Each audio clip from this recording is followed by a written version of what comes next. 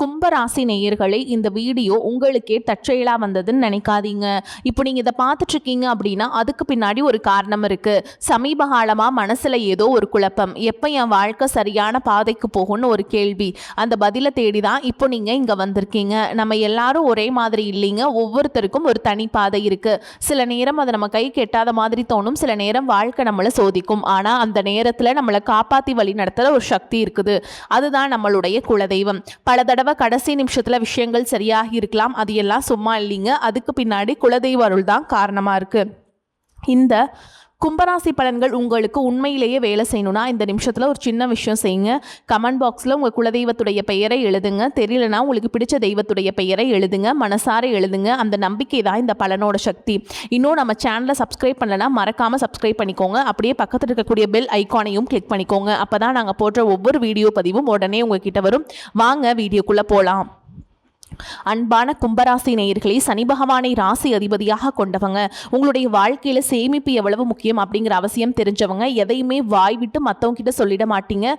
ரகசியம் காக்கக்கூடியவங்களா இருப்பீங்க. கல்வியில ஆர்வமும் ஆச்சார அனுஷ்டானங்களை பற்றுதலும் தெய்வீக வழிபாடுகளில் நம்பிக்கையும் அதிகமாக இருக்கும். நிறைய விஷயங்களை தெரிஞ்சுக்கணும், புதுசாக ஏதாவது கற்றுக்கணும் அப்படிங்கிற ஆர்வம் உங்களுக்கு எப்போவுமே இருக்கும்.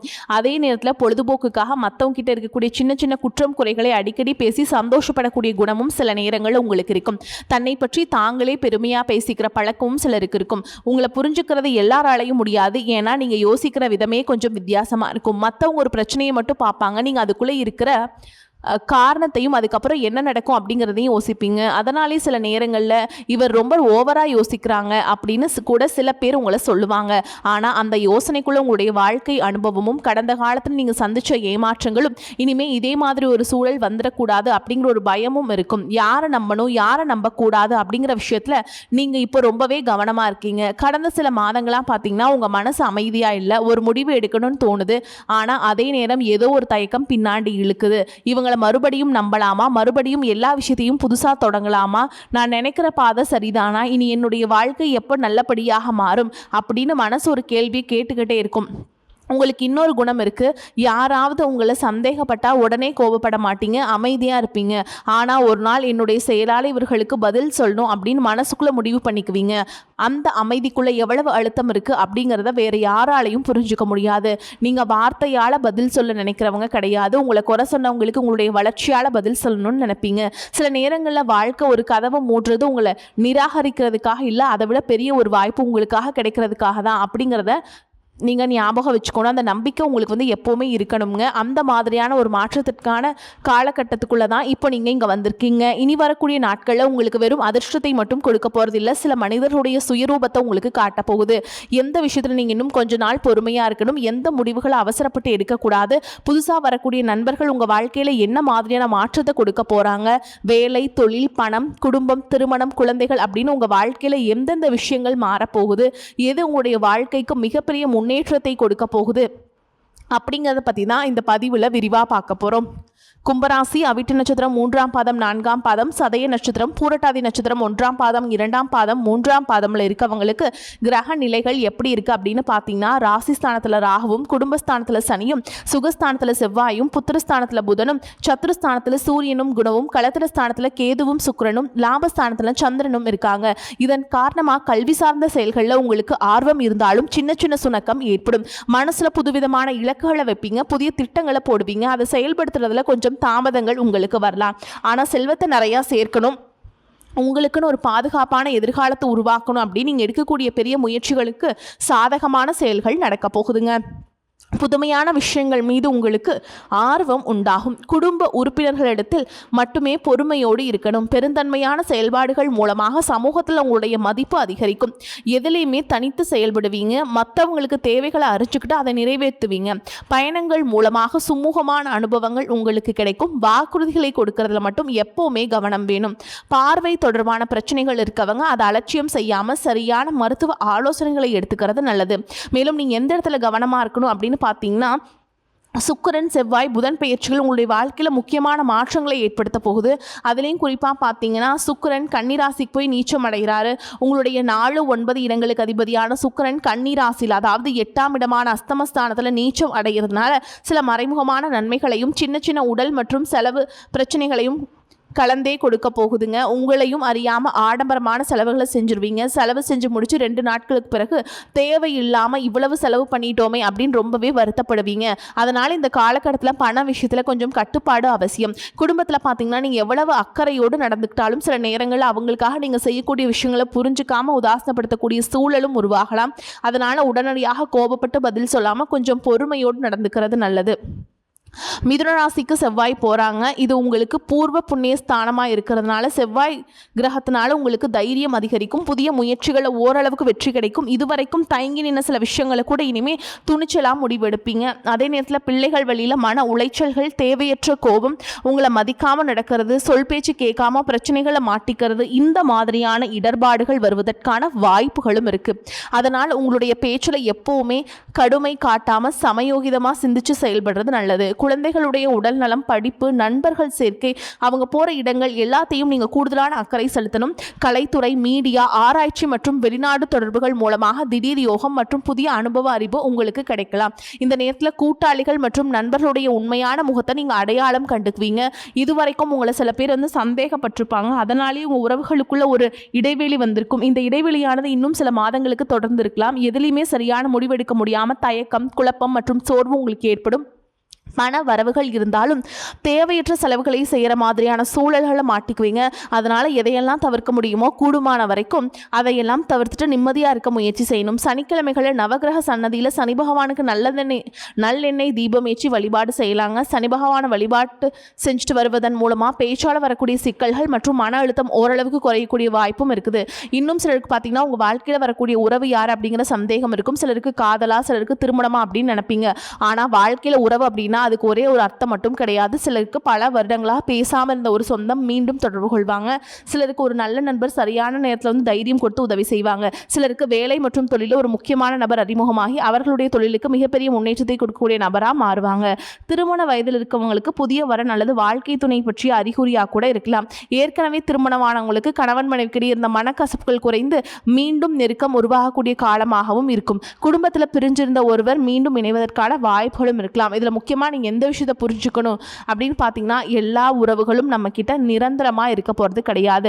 சிலர் நம்ம வாழ்க்கையில் ஒரு பாடத்தை கற்றுக் கொடுக்க வருவாங்க. சிலர் நம்ம கூட கொஞ்ச காலம் பயணம் செய்யக்கூடிய ஒரு பயணியை போல வருவாங்க. இன்னும் சிலர் நமக்குள்ளே இருக்கக்கூடிய திறமைகளை வெளிக்கொண்டு வரக்கூடிய ஆசானாக இருப்பாங்க. அதனால் புதிய நபர்கள் உங்கள் வாழ்க்கையில் வரும்பொழுது எந்தவித எதிர்பார்ப்புகளையும் அவங்க மேலே சுமத்தாமல் எப்பையும் போல் உங்களுடைய இயல்பான குணத்தில் நீங்கள் இருங்க. யாராவது என்னை தேடி வரட்டும் அப்படின்னு காத்திருக்கிறத விட நீங்களும் நல்ல உறவுகளாக இருக்க தயாராக இருக்கணும். ஒரு சின்ன ஃபோன் கால், ஒரு சின்ன சந்திப்பு, ஒரு சின்ன பேச்சுவார்த்தை கூட உங்களுடைய வாழ்க்கையோட அடுத்த அத்தியாயத்தை ஆரம்பிக்க காரணமாக இருக்கலாம். இதுவரைக்கும் உங்களுடைய வாழ்க்கையில் கடன் பிரச்சனைகள், நிதி நெருக்கடி, குடும்ப உறவுகள் மற்றும் நண்பர்களோட சின்ன சின்ன மனக்கசப்புகள், தொழில் மற்றும் வியாபாரத்தில் ஏற்பட்ட நஷ்டம், எந்த ஒரு நல்ல விஷயத்தை செய்ய நினைச்சாலும் அதில் ஏற்படக்கூடிய தடைகள் என்று நிறைய விஷயங்களை சந்திச்சிருப்பீங்க.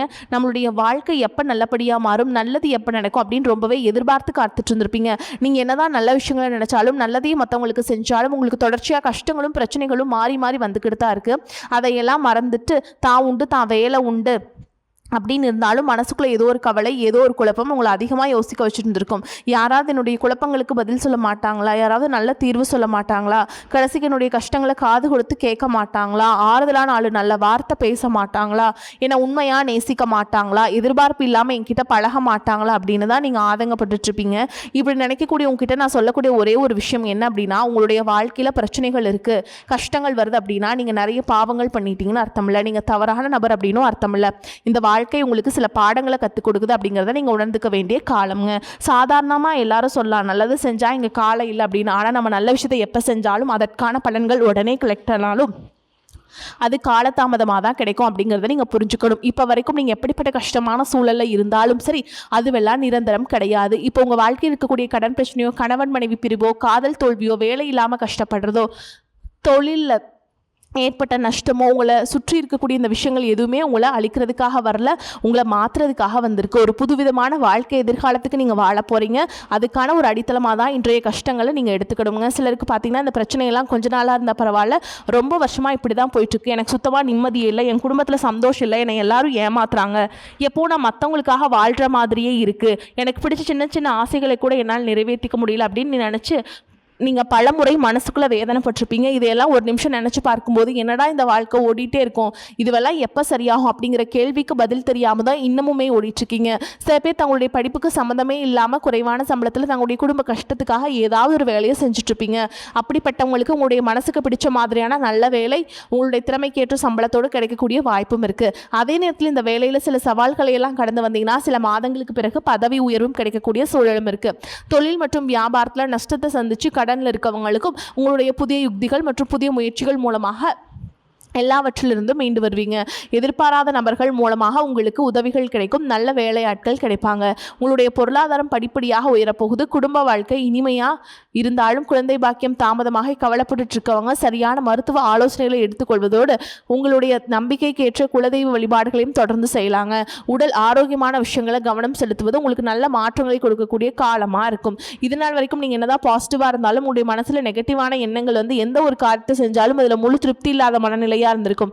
அதனாலே உங்களுக்கு மனதளவில் பல சோதனைகள் வந்திருக்கும். உங்களுடைய கடின உழைப்பால் உங்களுக்கு வருமானம் அதிகமாக வரக்கூடிய சூழல் இருந்தாலும் அந்த வருமானத்தையும் மீறி அதிகமாக கடன் வாங்கி செலவு செய்யக்கூடிய சூழலும் இருந்திருக்கும். சில இடங்களில் மற்றவங்களுக்கு கடனாக பணத்தை கொடுத்துட்டு அதை திரும்ப வாங்க முடியாமல் ரொம்பவே மன உளைச்சலுக்கு ஆளாகி இருப்பீங்க.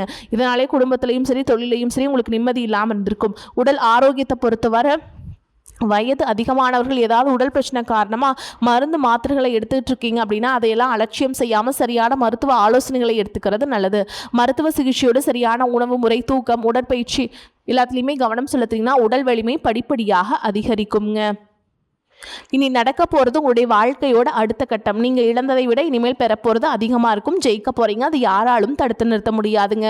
உங்களுக்கு நல்லதே நடக்கும். இப்போ உங்களுடைய நட்சத்திர பலன்களை பார்க்கலாங்க. அந்த வகையில் அவிட்ட நட்சத்திரம் 3ஆம் பாதம் 4ஆம் பாதம் உங்களை பொறுத்த வரைக்கும் இந்த காலகட்டத்தில் மனசில் இருந்த தயக்கங்கள் கொஞ்சம் கொஞ்சமாக குறையும். இது வரைக்கும் ஒரு விஷயத்தை தொடங்கலாமா வேண்டாம் அப்படின்னு யோசிச்சுட்டு இருந்திருப்பீங்க. இனிமேல் அந்த விஷயத்தில் ஒரு தெளிவான முடிவுகளை எடுக்கக்கூடிய சூழல் உருவாகும்.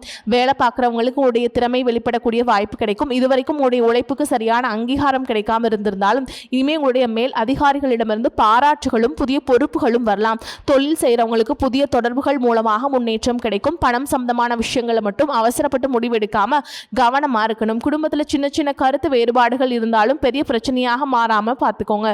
திருமண வயசுல இருக்கவங்களுக்கு நல்ல வரன் தொடர்பான பேச்சுக்கள் வரக்கூடிய வாய்ப்பும் இருக்கு. அவிட்ட நட்சத்திரத்துக்கு முக்கியமான விஷயம், அவசரப்பட்டு யாரையும் நம்பாதீங்க. உங்களுடைய முயற்சியை மட்டும் தொடர்ந்து செய்யுங்க. அடுத்ததா சதய நட்சத்திரம். சதய நட்சத்திரத்தில் பிறந்தவங்களுக்கு இந்த காலகட்டம் வாழ்க்கையில் சில உண்மைகளை புரிய வைக்கக்கூடிய காலமாக இருக்குங்க. யார் உங்களுடையவர்கள், யார் உங்களை பயன்படுத்திக்கிட்டாங்க அப்படிங்கிறத நல்லா தெளிவாக புரிய வரும். வேலை மற்றும் தொழிலில் புதிய வாய்ப்புகள் கிடைக்கலாம். வெளிநாட்டு தொடர்புகள், ஆன்லைன் வேலைகள், மீடியா, தொழில்நுட்பம், ஆராய்ச்சி போன்ற துறைகளில் இருக்கிறவங்களுக்கு எதிர்பாராத முன்னேற்றம் கிடைக்கக்கூடிய வாய்ப்பு இருக்குது. பண விஷயத்தில் இதுவரைக்கும் இருந்த நெருக்கடிகள் கொஞ்சம் கொஞ்சமாக குறையும். ஆனால் தேவையில்லாத கடன் வாங்குறதையும் மற்றவர்களுக்காக உங்களுடைய பெயரில் பொறுப்பு ஏற்றுக்கொள்றதையும் தவிர்க்கணும். குடும்பத்தில் உங்களை புரிஞ்சுக்காமல் இருந்தவங்க கூட ஒரு கட்டத்தில் உங்களுடைய மதிப்பை புரிஞ்சுக்க ஆரம்பிப்பாங்க. உங்களை பொறுத்த வரைக்கும் முக்கியமான அறிவுரை என்னன்னா, உங்களுடைய அடுத்த முயற்சியை எல்லோரிடமும் முன்கூட்டியே சொல்லாமல் அதை செயலில் காட்டுங்க. அடுத்ததாக பூரட்டாதி நட்சத்திரம் 1ஆம் பாதம் 2ஆம் பாதம் 3ஆம் பாதம் உங்களை பொறுத்த வரைக்கும் நீண்ட காலமாக இருந்த ஒரு மன கவலைக்கு முடிவு கிடைக்கக்கூடிய காலமாக இருக்குதுங்க. தொழில் செய்கிறவங்களுக்கு இது வரைக்கும் இருந்த நஷ்டங்களை சரி செய்யக்கூடிய புதிய யுக்திகள் உங்களுக்கு கிடைக்குங்க. குடும்ப வாழ்க்கையை பொறுத்த வரைக்கும் நீண்ட காலமாக இருந்த மனக்கசவுகள் குறைந்து நெருக்கம் அதிகரிக்கும். உங்களை பொறுத்த வரைக்கும் முக்கியமான விஷயம்னா, கடந்த காலத்தில் நடந்ததை நினச்சி எதிர்காலத்தில் பயப்படாதீங்க. உங்களுக்கு இன்னும் நல்ல காலம் இருக்குது. அன்பான கும்பராசினியர்களே, இதுவரைக்கும் உங்களை கஷ்டப்படுத்திய சூழல்கள் உங்களுடைய வாழ்க்கையின் முடிவு கிடையாது. அது உங்களைய அடுத்த கட்டத்துக்கு எடுத்துட்டு போற ஒரு ஏணியா நீங்க எடுத்துக்கணுங்க. நீங்க நினைச்ச வாழ்க்கையை நீங்க வாழ போறீங்க, ஜெயிக்க போறீங்க. நன்றி, வணக்கம்.